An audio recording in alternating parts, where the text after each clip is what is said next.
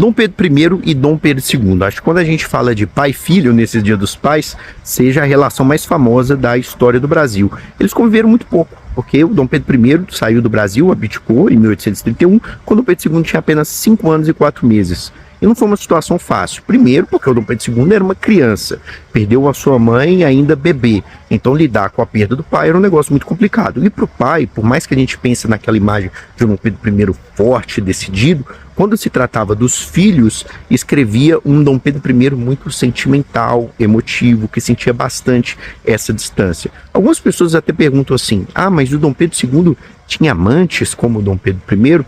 E sim, tinha, só que não tinha da maneira que o Dom Pedro I teve, que além de uma quantidade muito alta, foi de maneira muito escrachada e por isso se tornou um grande problema.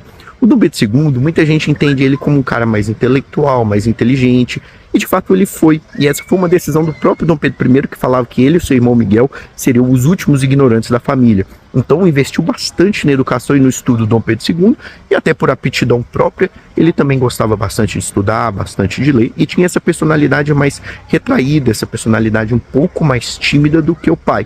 Enquanto o pai, sei lá, preferia andar a cavalo e atividades militares, o filho preferia ficar estudando, lendo, esse tipo de coisa, e até se arriscando a escrever coisas que não tinham a ver especificamente com o seu governo. Mas me diz aí, pessoal, qual outro pai e filho vale a pena lembrar na história do Brasil?